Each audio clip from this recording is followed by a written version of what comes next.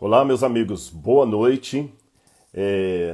8 horas. Eu havia prometido para vocês um bate-papo hoje com o pastor Josué Valandro, da Igreja Batista Atitude, só que nós resolvemos fazer pela minha página e não pela página dele. Então, daqui a pouquinho ele vai chegar e eu vou convidá-lo aqui. E para vocês que já estão entrando aí, muito de surpresa, né? Porque pensaram que ia ser lá, mas nós estamos crescendo aqui, ó, 99 pessoas, 112 pessoas. Que coisa boa, irmãos. Louvado seja Deus. Olha, o assunto hoje é palpitante. Chega a ser até um pouco polêmico. Eu vou falar um pouco com vocês, junto com o pastor José Valandro, sobre a realidade do cristianismo hoje, tá bem? A realidade do cristianismo hoje, principalmente a realidade de apostasia. Eu vou anunciar aqui um achado arqueológico recente de Israel, de Tel Motsar, e como esse achado arqueológico, muito recente, ele descortinou para mim um contexto bíblico que eu não teria imaginado antes desse achado. Eu tinha uma ideia, mas não tão séria, de como seria a apostasia no tempo de Israel. Então o que eu vou fazer na conversa com ele no bate-papo? Eu vou pegar esse contexto arqueológico para ilustrar a Bíblia Sagrada, quando a Bíblia fala que o povo de Israel se rendeu a outros deuses. E a partir disso, extrair para a gente aqui hoje algumas vivências, algumas formas de verificar o caminhar do povo de Deus. E eu confesso para vocês aqui, enquanto o pastor Josué não chega, que eu estou muito, muito preocupado com algumas coisas que estão acontecendo. E eu vou aproveitar esse bate-papo com ele para colocar essa minha preocupação perante todos vocês. O pastor Josué Valandro é um amigo, é um irmão em Cristo. Ele é pastor da Igreja Batista Atitude do Rio de Janeiro, uma igreja que tem praticamente, acho que 15 mil membros, uma igreja só, já preguei 2 vezes lá. O pastor Josué Valandro, ele é uma pessoa muito espiritual, respeita muito os adventistas, me respeita muito, e eu tenho esse prazer de partilhar esse assunto preocupante com ele, tá certo? Ele falou comigo que em 5 minutos ele já estaria pronto para entrar, por isso que nós estamos aqui. Até vou pedir a gentileza a alguém aqui, a vocês. Se tem alguém aqui que é da igreja do pastor Valandro, que está na página do pastor Valandro, manda uma mensagem lá para o pessoal migrar aqui para o @Rodrigo Silva Arqueologia, tá bom? Porque como eu anunciei que seria na página dele, pode ser que muita gente estão lá na página do, acho que é @Josué Valandro Júnior. Então, fala o pessoal para migrar para cá, que a gente vai ter um bate-papo muito interessante. E eu prometo, não é nenhum sensacionalismo, que eu vou revelar coisas aqui que eu extraí da arqueologia sobre a caminhada de Israel no passado e o povo de Deus no presente, que vai chocar muitos de vocês. Deixe-me só ver aqui se ele já está ok. Deixe-me ver aqui. Só um segundinho. Vou ver aqui se ele já estiver aqui. Só um pouquinho que eu estou procurando aqui, Josué. Não, ele ainda não entrou. Ele ainda não entrou. Vou esperar um pouquinho, daqui a pouquinho ele entra. E vou aproveitar e mandar um abraço. Tem muita gente aqui, o Wellington. Olá, pregador. Obrigado pela oportunidade. Obrigado a você, Wellington, por estar com a gente. O Wellington Nascimento. Também aqui, Bertinho Som. Que outros deuses são esses dos nossos dias atuais? Vamos responder isso aqui, Bertinho, viu? Quem são esses outros deuses? Felipe Matos, obrigado. Josiane. Pastor Rodrigo, o pastor Gilberto Sais de Sobral vai fazer aniversário sábado. Tem como fazer um vídeo em homenagem a ele? Sim, mas o problema é que o pastor Gilberto ele deve estar assistindo agora e se eu fizer qualquer coisa vai estragar a surpresa, viu, Cristian? Mas vamos ver se a gente faz alguma coisa. O pastor Gilberto Tais é um grande amigo mesmo. José Tiago, boa noite. Renata, vamos ver aqui. Eu vou fazer só o seguinte, pessoal. Vocês sabem que eu ainda estou apanhando um pouco com questão de, de lives. Deixa eu só ver uma coisa aqui. Se eu digitei correto o endereço do pastor Josué Valandro. Vamos ver aqui. Porque aqui eu tenho aqui no computador, eu estou com o WhatsApp aqui para ver a página dele. Acho que já deve ter entrado. Tem umzinho aqui, deixa eu ver aqui, só um minuto. Vou apertar aqui para ver se ele entra. Só um minuto.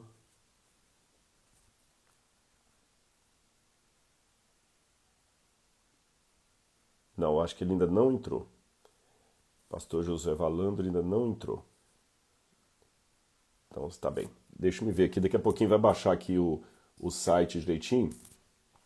Se ele já tiver entrado, eu vou pedir o pastor Josué para mandar uma mensagem para mim. Mas eu acho que não entrou, não. Eu aprendi que na carinha ali que eu tenho que ver quando aparece um. Eu pensei que já era ele entrando. Mas enquanto isso, eu vou cumprimentando, vou interagindo com vocês aqui. Renata Flor de Lis, 70, boa noite, Renata. Graça e paz. Sara Abija, boa noite.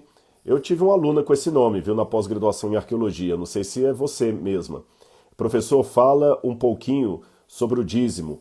Ô João Vitor Máximo, eu vou deixar isso para um outro tema, tá bom, João? Porque hoje o assunto já está pautado, mas noutra oportunidade a gente fala sobre isso aí também. Pádua, Filizola, sou católico. Muito obrigado, Pádua, que Deus abençoe você, viu? Pádua é uma cidade importante da Itália, né? Se eu não me engano, até o famoso Santo Antônio de Pádua é o padroeiro dessa cidade aí para os católicos. Aqui uma coisa, tem alguém se perguntando, o que o senhor acha da escavação de Tel Mozart em Jerusalém? Quem perguntou aqui foi o Samuca. Samuca, eu acho que você deve ter dito Tel Mozart e o corretor aí colocou Tel Mozart. É justamente a escavação de Tel Mozart que eu vou falar para vocês. E eu presumo que é sobre essa que você falou também. Apostasia nos tempos de Israel e hoje também é preocupante. Mangabeira, Antônia Mangabeira, isso mesmo, Antônia. É sobre isso que nós vamos conversar aqui e vamos ver aqui. Aí entrou. Agora eu vou convidar o pastor Josué, vou mencionar. E ele já vai estar conosco. Vamos ver se eu fiz certinho. Daqui a pouquinho ele aparece aí, conectando. Aê, meu irmão! Fala aí, meu amigo! Olha, lá em Minas a gente dizia, sua orelha não coçou, não, porque eu falei mal de você até falar chega aqui, viu? Olha, Rodrigo, eu te peço perdão. Não. Eu tinha uma visita e eu tive uma dificuldade de chegar para essa visita. Então, eu fiz rapidinho a visita, mas me atrasou um pouco. Eu te peço perdão, porque eu sei Não, que seu por tempo é tão favor, precioso. não. Nós somos servos de Cristo acima de tudo, e eu vou falar bem biblicamente para você. Como Neemias, não peça desculpa por estar ocupado reformando os muros da cidade. Amém, Viu? É amém. isso aí. Eu pedi, Josué, na sua ausência, se alguém aqui fosse membro da Igreja Batista, que entrasse lá no seu Instagram e convidasse o pessoal para migrar para cá, já que nós vamos fazer a live aqui. Não, mas eles vêm. Quando eu entro aqui, os meus seguidores são comunicados também. Ah, é? Bom, então mais uma que eu estou aprendendo. Porque esse negócio de rede social, eu confesso que eu estou aprendendo aos pouquinhos, viu? Aos Não, o meu pouquinhos. povo está vendo. O meu povo está vendo. Olha, Então, graças a Deus. ó, quem aí me segue no Instagram, ó, esse Wagner aí, ele me segue. Então, tem gente que está vindo agora e está vendo. Ó, já estão Tem um que falou aqui, soltando. eu quero reclamar do meu pastor. É gente que te segue, então. É isso aí, tem gente aí. Ô, meu irmão, vamos Rodrigo, fazer que uma prazer oração, estar né? contigo. O Pô, prazer é meu. prazer é Vamos todo fazer uma meu. oração? Amém. Vamos? Você pode orar Vamos, para a gente, então? vamos lá. Senhor, vamos tratar aqui de um assunto tão importante. Um Amém, meu Deus. assunto que beira realmente a preocupação para todos nós. E queremos fazer isso num caráter bíblico, Amém. num caráter de profundidade. E eu te louvo pela competência, pela capacitação e pela paixão que tens colocado no coração do teu servo Rodrigo Silva, Amém, meu para que Deus. ele seja um instrumento dessa hora. Por Amém, meu isso, Pai. visita-nos. E que cada pessoa que está nessa live saia dessa live mais próximo do Senhor, mais Amém, meu cheio Pai. de fé e de autoridade espiritual. Em nome de Jesus. Amém. Amém, Senhor. Glória a Deus. Já mandei abraço para um monte de gente aí, cumprimentei com a paz e anunciei mais ou menos o nosso bate-papo. Mas vamos conversar um pouquinho. Pode começar com você aí. Então vamos lá. Bem, Rodrigo, meu querido, meu professor, que eu aprendo muito contigo. Ambos, e eu aprendo com você, sabe que isso é verdade. Eu te agradeço muito pelo carinho. E o que a gente tem visto é o seguinte: a igreja passa por um momento em que muita coisa legal está acontecendo, muito crescimento a igreja tem, ela começa a interferir em processos políticos, processos econômicos, processos de mudança social, processos de apoio a áreas antes abandonadas. Por exemplo, o Ministério de Surdos das igrejas tem gerado um impacto para que o Brasil perceba o surdo. Uhum. E isso começa com a igreja. A igreja é o grande canal para a divulgação disso. Um monte de gente fazia muita coisa boa, as associações, nós não temos dúvidas desse trabalho lindo. Mas é na igreja que isso toma corpo, toma cara.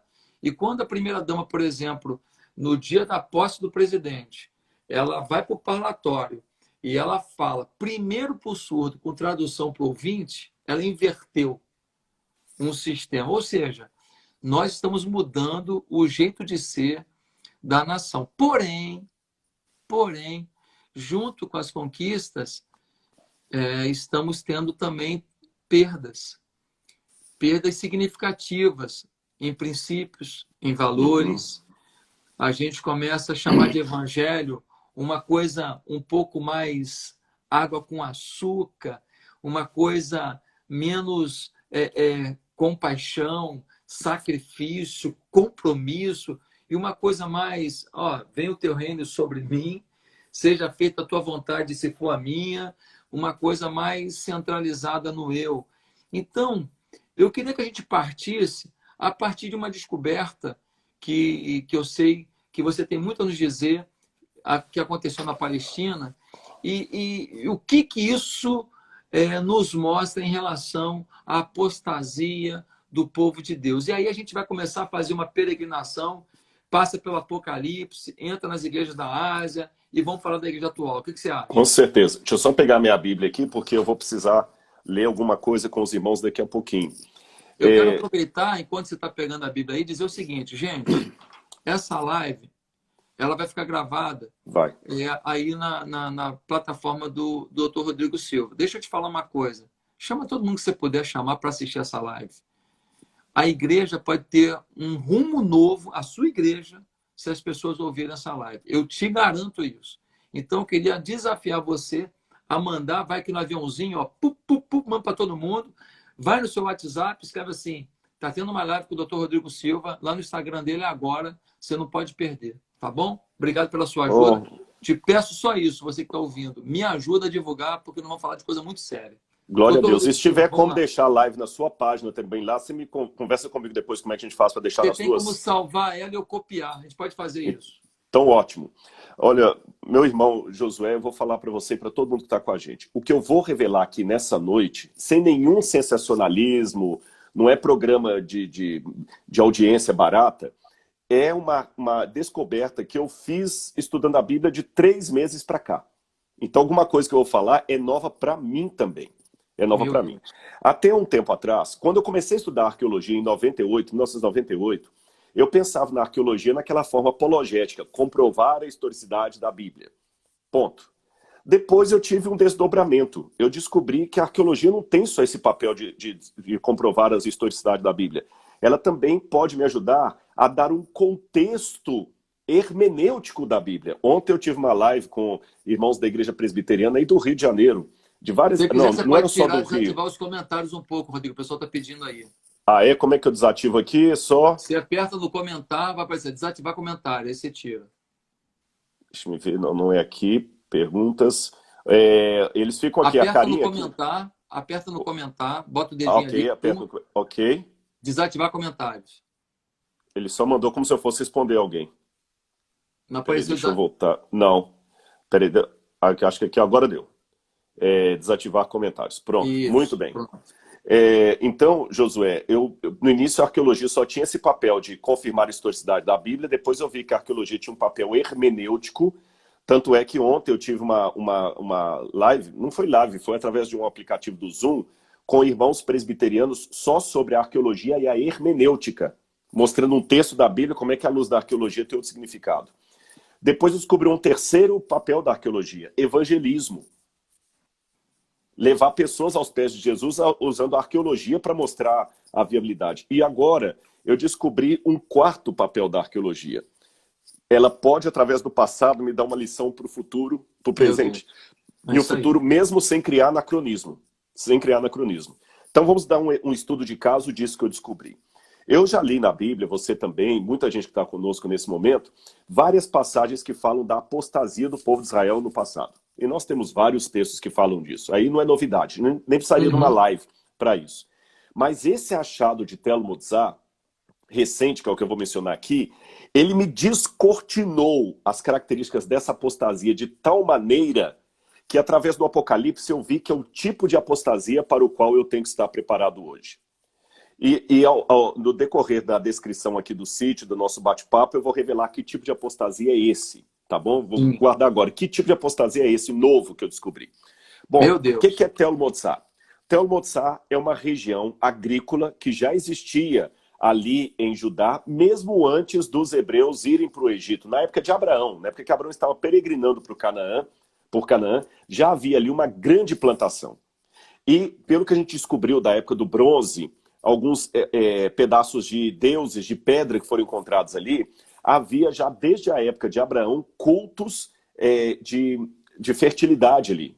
Para quem não sabe, cultos da fertilidade eram os cultos mais pagãos e mais regrados à bebida, sexo e dançarina e prostituição e promiscuidade. Era muito a adoração da deusa da terra, porque era a deusa da agricultura. Sim. Então a família de Baal tem todo um território formidável ali.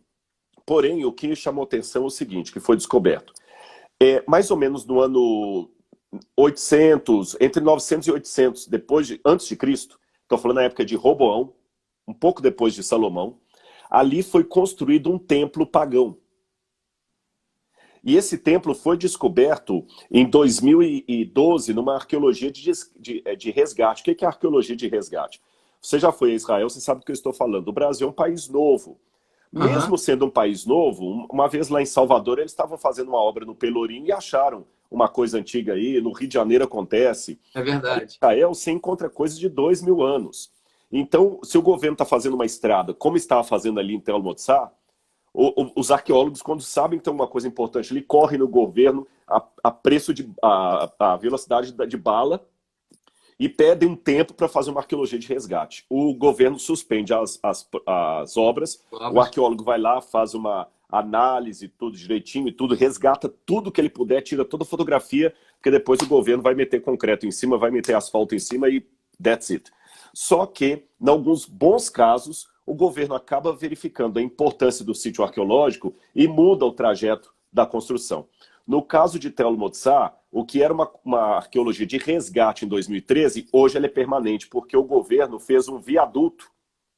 Então hoje a estrada passa por cima do sítio arqueológico, preservando o sítio arqueológico. Que respeito, hein? Você que conhece Jerusalém, a primeira vez que eu fui para lá em 98, ali na porta de Jafa, ali era tudo uma rodovia. Depois começaram a construir aquela estrada ali, até para fazer a passagem. E o que acontece? Descobriram muralhas da cidade ali. Então eles fizeram uma ponte, se você olhar ali da porta de Jafa, tem um buraco e você tem o sítio arqueológico preservado. Agora, qual que é a importância desse templo de Tel Motzá? O que ele nos revelou? Ele voltou a ser escavado agora, no ano passado.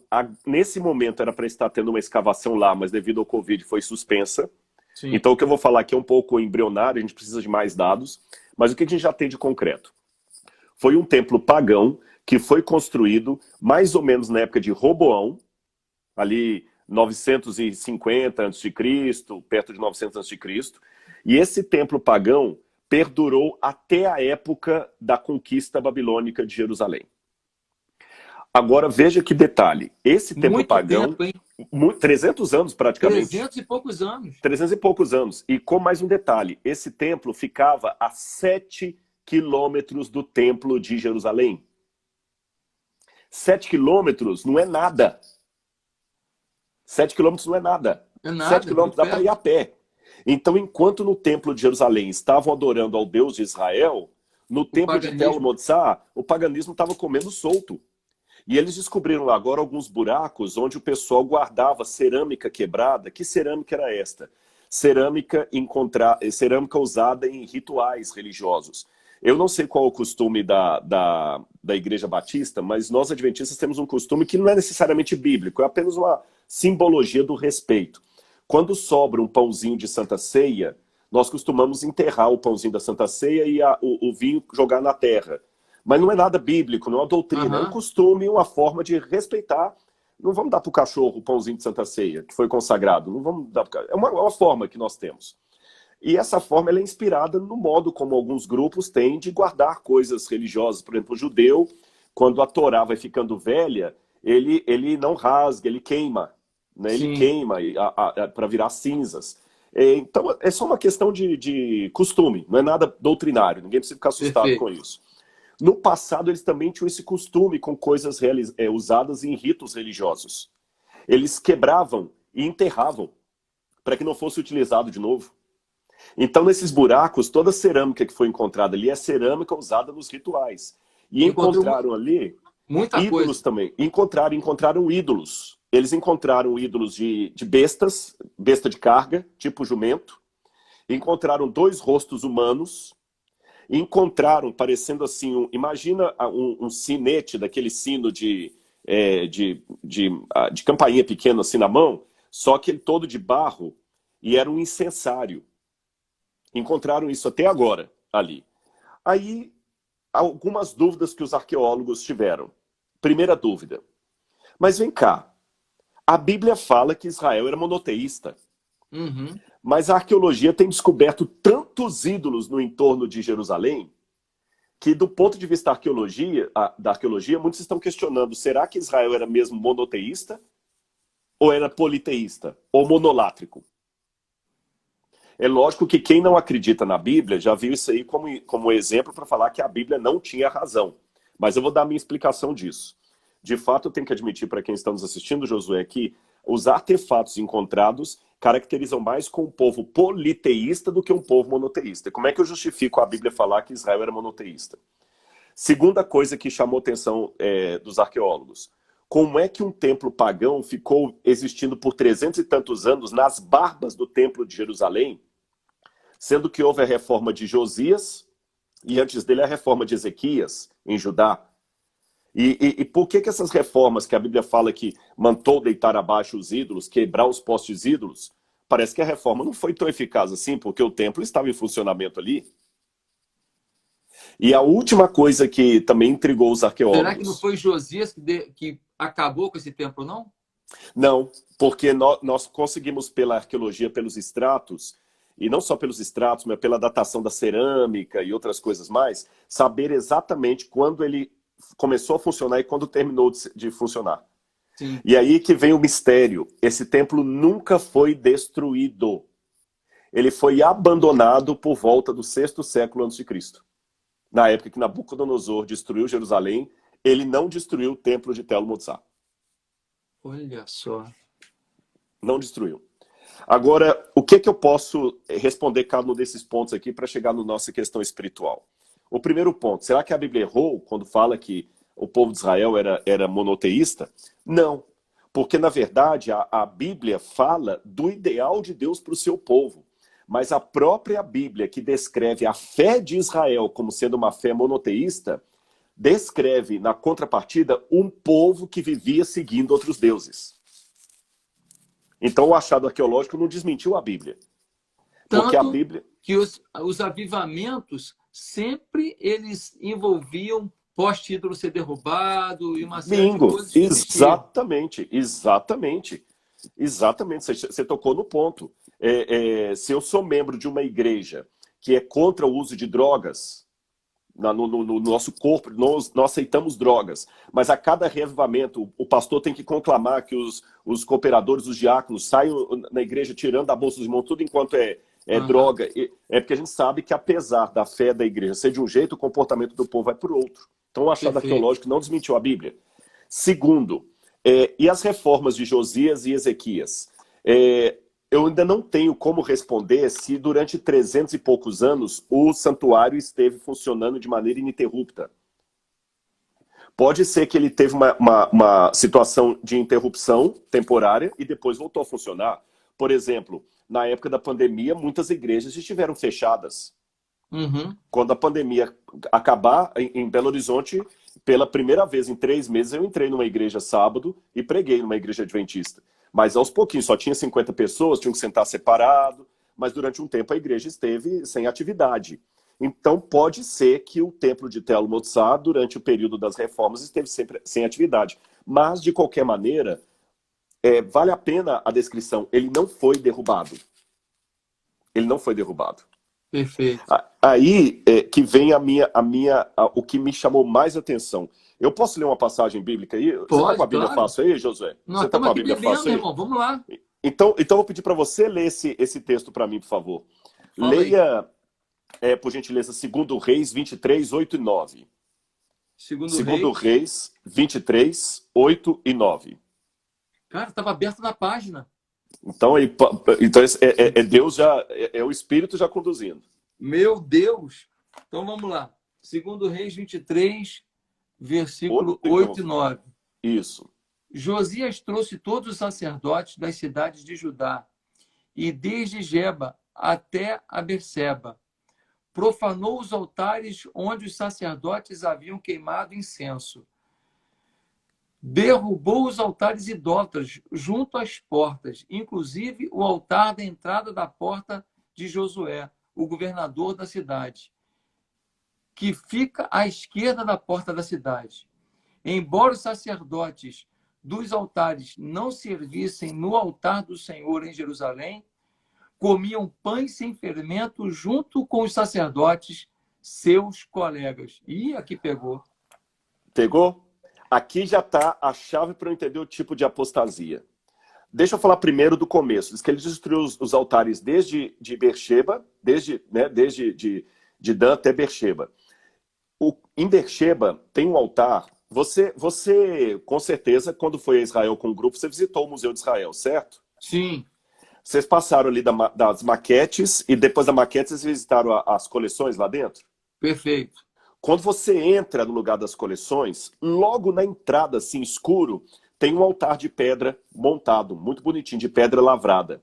Esse altar foi encontrado em Beersheba. E ele é da época da reforma de Josias. Agora, o que chamou a atenção dos arqueólogos é que esse altar que você viu lá no templo, que foi encontrado em Beersheba, ele foi encontrado embaixo de uma parede assim, desmontado e guardado. Ele não foi destruído com uma pancada, porque se eu encontro uma coisa destruída, eu encontro em pedaços. Não, Perfeito. Ele foi desmontado e guardado ali embaixo da parede. Ora, o que a gente deduz? Não precisa nem ser arqueólogo. Se ele só foi desmontado, a ideia é que quando o fiscal passasse, eu remonto de novo. Sabe aquela padaria que quando o fiscal da saúde está passando, eles mandam lavar todo, as meninas colocam todo o toquinho, aquela coisa toda, depois que o fiscal vai embora, volta tudo a mosquitada, aquela coisa toda. Então foi o que eles fizeram. Foi justamente o que eles fizeram ali. Outra coisa que me chamou a atenção, aí fala que ele mandou derrubar, mas a última parte do versículo que me chamou a atenção, os sacerdotes não sacrificavam no altar do Senhor, mas comiam pães ázimos com os colegas no altar pagão. Ora, acreditando que Tel Motsar estava em pleno funcionamento na época de Josias, eu acredito que o que ele está querendo dizer, a Bíblia está querendo dizer, que o sacerdote saía do templo de Jerusalém e vinha aqui para o templo de Tel Motsar e ficava comendo com os colegas dele o quê? Pães ázimos. Pães ázimos, pelo que eu lembro da Bíblia, só tem duas situações. Ou na época da Páscoa, que era o pão sem fermento, ou aqueles dois pães da presença que ficavam dentro do templo, que eram também sem fermento. O pão da proposição. Então, olha que interessante. Eles pegavam o pão do Senhor, feito de acordo com o que Deus mandava, e levavam para comer no altar pagão. Aqui foi a chave para mim. Josué caiu do... lembra as escamas dos olhos de Paulo que caíram? Descortinou para mim. Eu falei, Senhor Jesus, eu até arrepiei quando eu estudei isso aqui na Bíblia. Se eu estou entendendo o que você vai falar agora, é o retrato que a gente vai aplicar para a nossa igreja de hoje. Exatamente. Por quê? Eu descobri que a apostasia de Israel no passado não foi uma rejeição a Javé, eu vou usar o nome Javé, não foi uma rejeição a Javé e à religião de Javé. Foi uma mistura do culto a Javé com o culto pagão. Meu Deus. Perceberam? Eu estou citando aqui Javé, pessoal, mas a gente não sabe corretamente a pronúncia do nome de Deus. Eu podia falar Hashem, como os judeus preferem, né, o nome por reverência. Mas é só para os irmãos entenderem. Eu vou repetir. A apostasia de Israel não consistiu em abandonar, rejeitar o culto ao Deus verdadeiro, mas em misturar o culto do Deus verdadeiro com o dos falsos deuses. Meu Deus. Isso, para mim, caiu porque na nomenclatura que a gente usa, a gente fala muito, tal fulano de tal apostatou. Algumas igrejas falam desviou, né? E quando a gente fala que a pessoa está apostatada ou desviada, a gente entende aquele irmão que foi criado no Evangelho, talvez alguns que estão nos assistindo agora, que foi criado no Evangelho, filho de missionário e tudo mais, mas depois saiu da igreja, foi para o mundo, como dizia antigamente, talvez está até com problema de drogas hoje, está arrependido, e você, como pastor, um dia recebe essa pessoa na sua igreja lá, arrependida, você a chama para voltar para Jesus, ou quem sabe uma mãe que liga, ô pastor Josué, vem cá visitar a minha filha, ela não está mais indo à igreja, mas vem cá bater um papo com ela e você vai lá fazer uma visita e tudo mais. Esse é o desviado clássico, é o apostatado clássico. Ele não vai mais à igreja, ele rejeitou tudo. Ele usa coisas que ele não usava na época de crente. Perfeito. Mas o tipo de apostasia que os profetas estavam falando ali não eram de pessoas que deixaram o caminho. Eles queriam transitar em dois caminhos ao mesmo tempo. Numa primeira imagem, o que você está dizendo é que quando o próprio Deus disse, olha, quando entrarem na Terra Prometida, mata, passa o cerol, limpa geral, não quero homem, não quero mulher, não quero criança, não quero nada dos povos pagãos. Deus já estava sinalizando, vocês não têm estrutura para conviver, vocês vão querer me adorar e receber a cultura que estiver junto com vocês. É por aí? É por aí. E com uma coisa interessante, de legalismo. Porque eu vou dar dois exemplos do que a arqueologia me revelou. A gente encontra muita estatueta de Áshera, a gente encontra estatueta de animais, mas você não encontra nenhuma estatueta de Javé, do Deus verdadeiro. Não há. Para não dizer que não há, encontraram até agora um desenho numa placa de argila, um desenho de 3 figuras, um homem com a mulher e um outro sentado atrás de um trono, e escrito em hebraico assim, para Javé e sua Áshera, para o Senhor e sua Áshera. E alguns pensam que ali seria um desenho de Javé. Mas fora esse detalhe, nós nunca encontramos estatueta de Javé, mas de Áshera encontramos aos montes. Sim. Aí o que eu deduzo? O mandamento diz, não farás para ti imagem de escultura, nem do que é em cima do céu e embaixo da terra. Não, então não vamos fazer imagem de Deus, porque o mandamento proíbe. Mas imagem de Áshera, o mandamento não proíbe. Percebeu? Não aceito comer pão fermentado. Tem que ser sem fermento, porque assim está na lei de Moisés. Só que eu vou comer o pão sem fermento no meio do altar pagão. Aí a gente entra naquela velha questão. Não terás outros deuses diante de mim. Segundo, não farás para ti imagem de escultura, qualquer semelhança que é em cima no céu, tal. A gente sabe o mandamento. Ou seja, quando eu faço uma imagem de alguma coisa, eu circunscrevo a divindade a algo que eu manipulo. Eu pego o objeto e eu levo para a minha empresa, porque eu quero que a minha empresa seja abençoada. Eu pego o objeto e boto do lado do meu computador porque eu estou fazendo aplicações em bolsa de valores com aquele computador. Eu boto pendurado no meu carro porque eu quero que ele me guarde na viagem. Ou seja, no fundo, eu que determino onde que a divindade age. Quando o cara vai para o motel, ele não leva a imagem. Exatamente. Porque no motel ele quer seguir a carne dele e a imagem não entra. Não, Deus, fica aí no carro porque eu estou entrando com a amante lá no motel. O que você está concluindo, querido Gilberto Rodrigo Silva, é que, na verdade, o povo de Israel sentiu a necessidade de ter uma imagem do seu Deus como os outros tinham, e por isso eles começam a fomentar, já que não pode Javé, eu vou fazer outra imagem e vou cultuar, e aí se perderam? Exatamente. Aí entram 2 ou 3 elementos. Em primeiro lugar, o culto a Javé era tremendamente impopular. Porque esquece que nós estamos vivendo no século XXI, Você no Rio de Janeiro ou aqui em São Paulo. Vamos tentar voltar naquele período ali. Poxa, todo mundo tem vários deuses. Só nós que não, que só temos um. Todo mundo pode ver a cara do Deus dele. Só nós que temos que ficar adorando esse Deus pela internet. Você tem, a gente quer ver. Qual é a cara do seu Deus? Deixa eu ver. A gente não tem nenhuma para mostrar. E outra, o único Deus solteirão é o nosso. O único Deus solteirão é o nosso. Só que é o seguinte, é uma afronta muito grande nós criarmos uma deusa para o nosso Deus. Isso a gente não pode fazer. Mas vem cá, como é que a gente chama Deus em hebraico? El ou Elohim. Muito bem. Como é que é o nome do Deus ugarítico? El. Ora, então por que eu não posso dizer que Javé e El é o mesmo Deus? E como El, que é o pai de Baal, tinha uma esposa chamada Áshera, por que o nosso Javé também não pode ter uma Áshera? Percebeu? Literalmente, desculpa a linguajar que eu vou usar aqui, mas é só para os irmãos entenderem. A apostasia de Israel consistia em acender uma vela para Deus, outra para o diabo. Sim. E esse tipo de apostasia, para mim, Josué, ele é o pior que tem. Eu vou explicar aos irmãos por quê. Porque quando você acende uma vela para o diabo, você já se definiu. Você já se definiu, você diz a quem você pertence.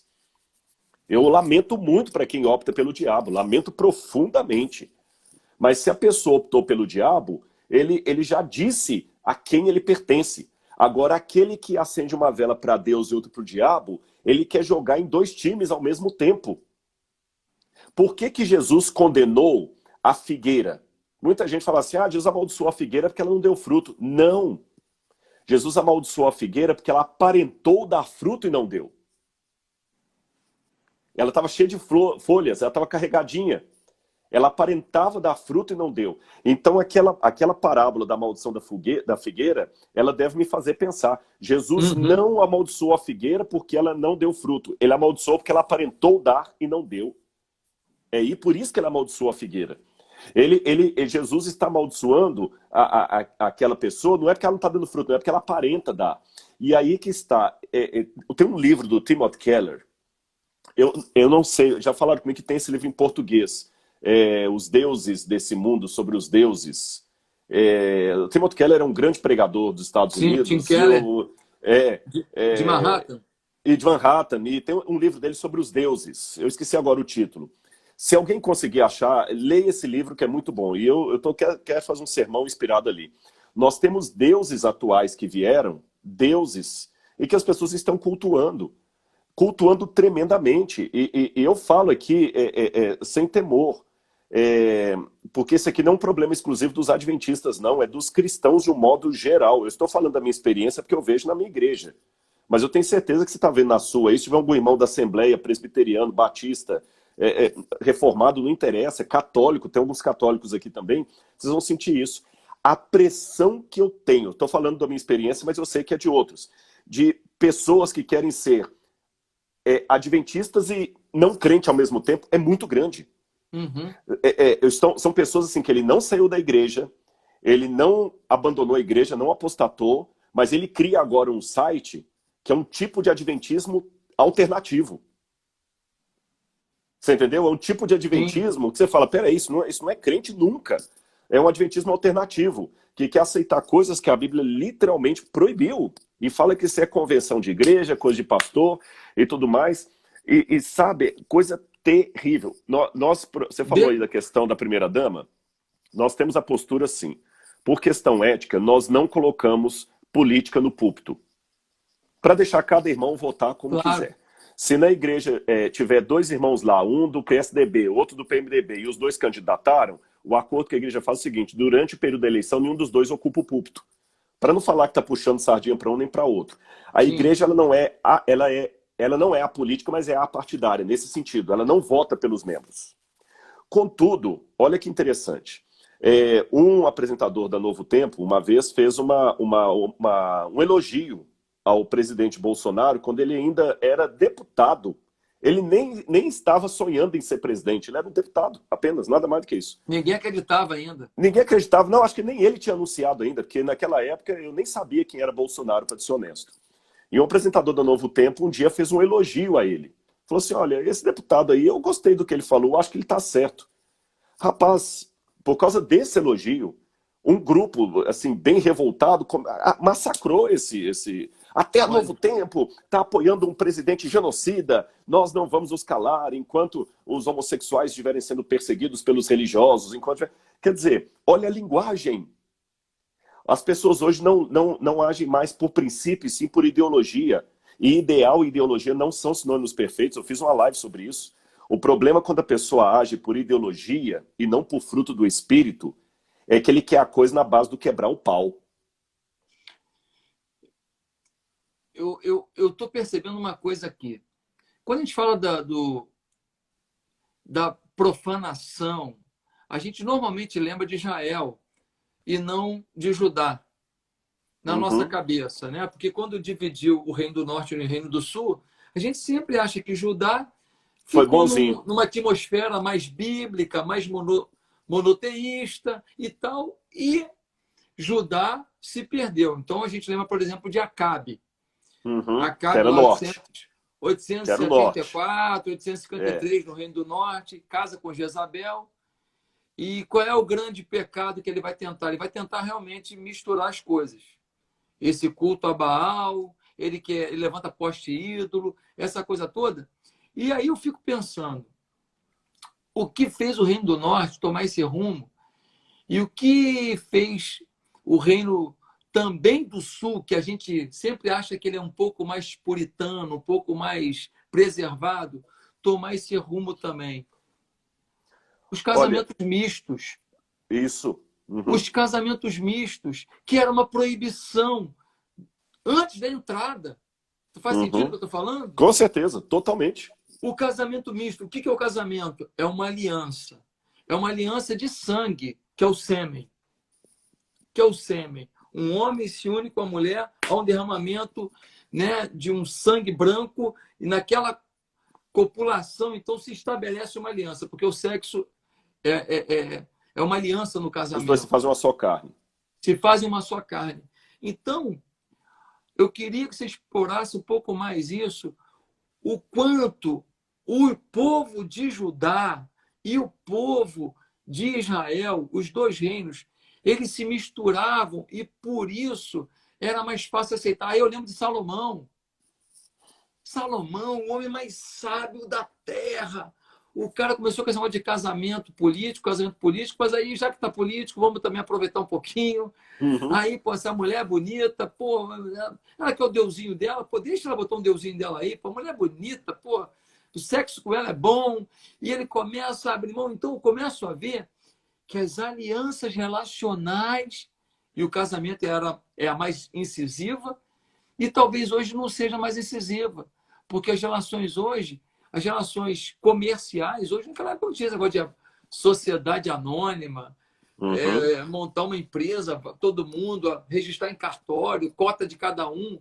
Hoje nós temos outras alianças que nos fazem receber a influência pagã e assimilar na igreja. Talvez uma aliança no núcleo da universidade pública, em que todo mundo pensa de uma maneira extremamente antibíblica, anticristã, marxista, e aí o jovem ele faz uma conexão com aquele grupo numa ideologia, como é que agora ele vai falar contra? Como que eram essas alianças, esses casamentos? Você acha que foi isso que ajudou a institucionalizar a idolatria, tanto em Judá quanto em Israel? Foi isso, e você assinou perfeitamente, não é que eu não estou sendo demagogo, a sua análise está corretíssima, pelo menos do meu ponto de vista, e eu só acrescentaria duas coisas e ratificaria, confirmaria outras que você falou. O que eu acrescentaria?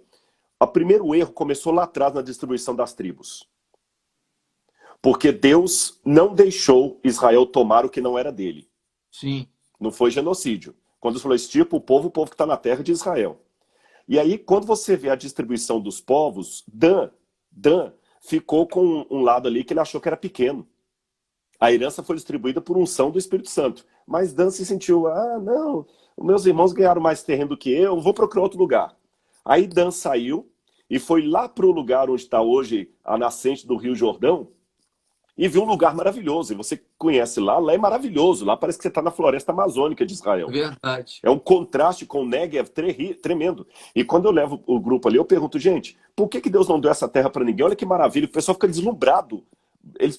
Porque se mostra só o Negev, o pessoal pensa que Israel é só Deserto. pedra e deserto. Quando vê aquela beleza ali de Dan, do Banias, por que Deus não deu? Ali era infestado de idolatria. Aí os danitas foram lá, Meu Deus. com Que a espada revelação. agora, vamos tomar o que é nosso. E ainda fizeram jogada ali, já começaram ao tomar o que Deus não ordenou, porque Dan, Deus não deu, a região norte, Deus não deu em herança para eles, a herança deles era outra. Aí você sabe que eles chegaram lá na casa e tinha um jovem ali que era um sacerdote. E quando eles viram o rapaz sacerdote, falaram assim, o que você está fazendo aqui? Eu tô aqui porque eles me pagam para eu fazer uma mandinga para eles, um rapaz da tribo de Levi. Meu Deus. A primeira coisa que eles tinham que fazer é repreendê-lo, porque ele estava cobrando por fazer o trabalho de sacerdote. Não, o que eles fizeram? Você vai agora fazer serviço para nós. Tomaram os ídolos, que eram a posse da terra, levaram, dominaram ali. E ali ficou uma situação meio amaldiçoada nesse sentido. Quando houve a separação do norte e o sul, começou por quê? Briga entre o povo de Deus. O povo de Israel, e muitas vezes nós hoje também, se comportava, e nós hoje também, como um bando de porcos espinhos numa noite de inverno, onde todo mundo está querendo se encostar para aquecer, mas o espinho do irmão me machuca e o meu também cutuca o outro ali. Sim. Brigaram. Aí olha que interessante, quando começou a brigar, Satanás só rindo. Porque a coisa que o Satanás mais gosta é isso que esses grupos dissidentes que estão atacando a igreja não entendem, ô Valandro. Desculpe-me, eu estou desabafando aqui. Eu estou falando até para um irmão que é de uma outra confissão religiosa. Sim. Eu estou sofrendo com isso dentro da igreja adventista. E eu tenho certeza que você também deve estar sofrendo aí, outras igrejas também sofrendo, de irmãos que agora estão no site querendo a igreja e defender coisas que o evangelho não defende, atacar pastor, atacar a igreja, atacar governo, atacar tudo. A plataforma deles não é mais a Bíblia, é a ideologia de grupos assim e tudo mais e tudo. Eu sei do que estou falando. Não vou dar palco para eles, nem picadeiro, mas é verdade. Que Satanás vibra com isso. Ele vibrou quando Judá ficava acusando Israel de apostasia. Israel estava em apostasia mesmo, mas Israel também acusava Judá. E aí ficava um acusando o outro, e até uns 3 ou 4 meses atrás, eu tinha uma ideia mais ou menos parecida com essa que você descreveu, que Judá era mais bonzinho, ali, que Israel que era mais Sempre achei promíscuo. isso. Pois assim, meu irmão, eu, Rodrigo, rasguei esse discurso. E ali, na verdade, hoje eu já prego diferente. Em termos de apostasia, Judá e Israel era o sujo falando do mal lavado. Era o sujo falando do mal lavado. E aí o que acontece? Deus não gostava disso. A única diferença é que Judá, de vez em quando, levantava um avivalista. Mas logo depois ele Exatamente, era sufocado de novo. Sufocado. O norte também levantou. Você tem a reforma de Jeú. Agora, uma coisa interessante. Judá e Israel, vou fazer uma aplicação homilética, se você me permite, é o filho pródigo e o irmão mais velho. Os dois estavam perdidos. Uhum. Um dentro de casa, outro fora. Outro fora. Um sabendo que estava fora, o outro não sabendo que estava dentro. É igual às duas parábolas que Jesus contou antes, da ovelha perdida e da moeda perdida. A ovelha perdida fora de casa, sabendo que está perdida, e a moeda perdida dentro de casa, sem saber que estava perdida. E depois dois filhos perdidos. Isso. Perfeito. Um em casa, outro fora. Um sabendo, outro não. Israel e Judá é a mesma coisa. Aí o que Israel fez? Chamou a Síria, com S, para atacar Jerusalém e destruir Jerusalém. Aí entra a questão que você perguntou da aliança. Fizeram aliança com povos pagãos para destruir Jerusalém. Seus irmãos, mas destruir com que argumento? Jerusalém está em apostasia. Olha só. O argumento deles era um argumento piedoso. Piedoso. Eu vou agora lançar um site denunciando a Igreja Batista da Atitude por causa das coisas erradas que tem ali. E às vezes eu posso colocar no site alguns erros da igreja que você, como líder, até admite. Você não é perfeito, seu pai não é perfeito, o ministro da música não é perfeito. De repente, até alguma coisa que você admite. Só que ao invés da pessoa procurar você, pastor, falar, pastor, desculpa, eu estou vendo essa situação aqui na igreja que eu acho que está errada, e se oferecer para ajudar o problema, não, o que ele faz? Ele vai jogar um site, um grupo de WhatsApp, um grupo de Instagram, alguma coisa assim, né? Quebrando a igreja batista, revelando a verdade. Aí ele pega uma roupa suja que devia lavar em casa, ele põe pro pagão ficar vendo. Aí o ateu fala assim, ah lá como é que são os crentes, ficam brigando entre eles. E fazendo uma aplicação ainda nesse mesmo caminho, quantas igrejas que estão surgindo, igrejas inclusivas, né, que dizem, olha, você pode ter uma postura sexual assim, Deus te aceita como você quer, e a Bíblia é clara em dizer que Deus não aceita aquele tipo de comportamento. Então, algumas igrejas muito liberais em relação a algumas coisas que eles estão chamando de costumes, mas não é costumes, tem uma juventude que se diz evangélica que não está provando uma bebida com teor alcoólico. Está se bebedando, está saindo para beber. Então, não vou nem discutir o que eu penso sobre usar da bebida. Mas vamos falar aqui, não, pode beber? Então tá bom, tudo bem. Mas estão se embebedando. Uhum. Aí a gente fala de algumas igrejas que a juventude chora diante de Deus, dá salto, bom para cima, mas eles saem do culto jovem, no sábado eles vão para a boate, para dançar, se divertir um pouco, porque eles são jovens. Então, a gente começa a criar algumas igrejas criticando os defeitos que talvez a gente tenha, das igrejas mais tradicionais, e aí, porque eles têm uma visão um pouco mais moderna sobre alguns erros que a gente tem, mas eles acabam abrindo o leque para uma série de coisas que levam à apostasia. E com agravante, e desculpa te interromper, para dar um exemplo disso aí, com agravante. O dia que acontece, por exemplo, de um pastor que caiu em adultério, que roubou, esses mesmos são os primeiros a jogar na internet para todo mundo ver e curtir e comentar. É isso aí. Eu não estou agora passando a mão no erro do pastor que roubou, que adulterou qualquer coisa. Mas eu acho que tem outros fóruns para a gente discutir isso do que jogar na internet para todo mundo ver e criar o próprio evangelho. É verdade. Você entendeu? São as alianças. No passado, o Reino do Norte fez aliança com a Síria. Aí o que Judá fez? Se arrependeu e foi consultar o Senhor? Não. Ah, vocês estão pegando a aliança com a Síria? Eu vou fazer aliança com o maior ainda, a Assíria. Aí a Síria com A, e mais perversa, né? Mais perversa, ela vai no Reino do Norte, mata o rei do Norte, dispersa as tribos do Norte, são as tribos perdidas de Israel, em 722 a.C., e aí só fica Judá. Aí Judá feliz comemorando a derrocada dos irmãos, por pouco tempo, porque daqui a pouquinho vem Nabucodonosor contra eles, porque eles continuavam também oferecendo incenso. Tem uma passagem, depois os irmãos podem ler em casa. Eu vou convidar os irmãos depois, que o nosso tempo já está acabando aqui, a lerem em casa 2 capítulos de Jeremias. Se você tem em casa aí, anota para ler. Jeremias capítulo 11 e Jeremias capítulo 44. Porque esses 2 textos de Jeremias, Josué, eles mostram muito claro a situação que Judá estava pouco antes de Nabucodonosor chegar. E quando eu vejo o sítio arqueológico de Tel Motsar, dentro do texto de Jeremias 11 e Jeremias 44, mas cai como uma luva. Cai como uma luva. Mas assim, eu vi a Bíblia tridimensional.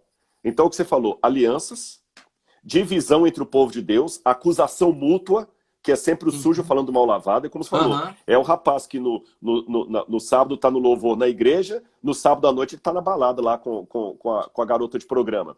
Mas esse mesmo rapaz está subscrevendo o site lá dos que querem condenar a igreja, porque a igreja está muito conservadora.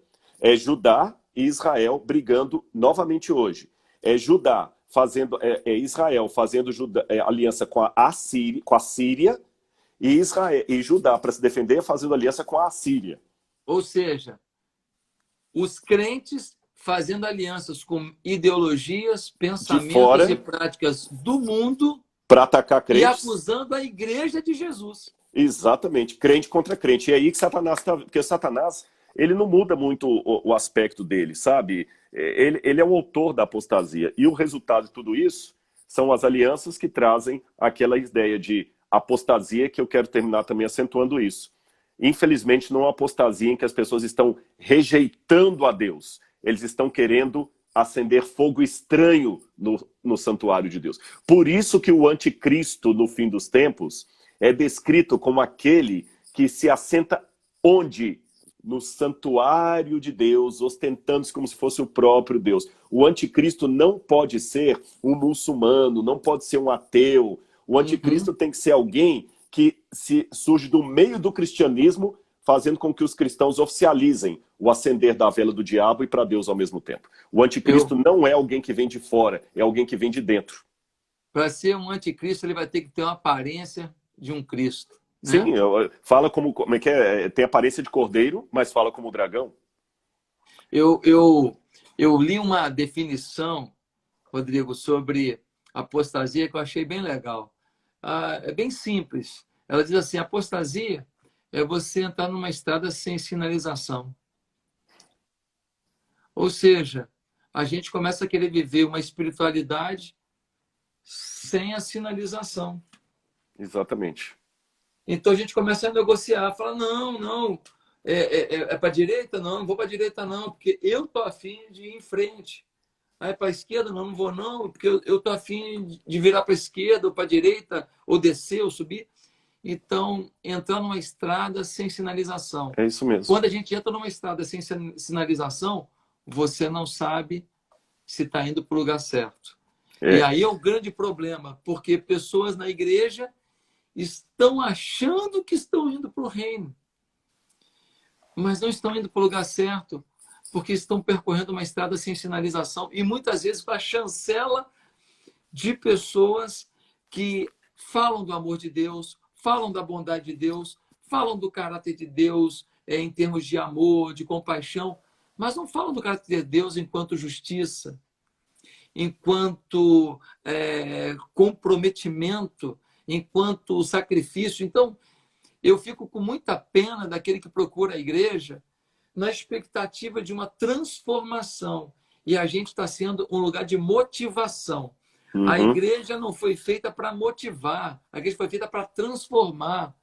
Motivação é um item da transformação, porque tem que ser uma motivação feita pelas razões certas. Então, eu fico muito preocupado com essa igreja que nós estamos gerando hoje. Muitas vezes, Rodrigo, você sabe que eu sou pastor de uma igreja local, a minha paixão é essa, nós temos aqui quase 14... José, só desculpa te interromper, eu acho que em 1 minuto vai cortar a nossa live. Vai cair. Vai cair. Então, eu te agradeço muito por essa informação de Obrigado, meu irmão. E essa aplicação para a nossa vida, e que Deus continue te usando, irmão. E, gente, quem não segue o Dr. Rodrigo Silva, passa a seguir agora, passa a seguir para ouvir os esclarecimentos bíblicos que ele traz. E se você não me segue, você quiser me dar a oportunidade de estar compartilhando alguma coisa com você, eu também fico feliz. E, Rodrigo, toda vez que eu tenho esse tempo contigo, eu sou mais grato e me aproximo mais de Deus. E nós somos abençoados, isso, olhando no teu olho, tá, irmão? Nós somos abençoados e você sabe desse meu pensamento. O céu que eu acredito, cabe o adventista, o batista, o presbiteriano, o não adventista, e nós somos um em Cristo Jesus, tá certo? Amém. E realmente essa é a máxima. Temei a Deus e guarde os seus mandamentos, porque esse é o dever de todo homem.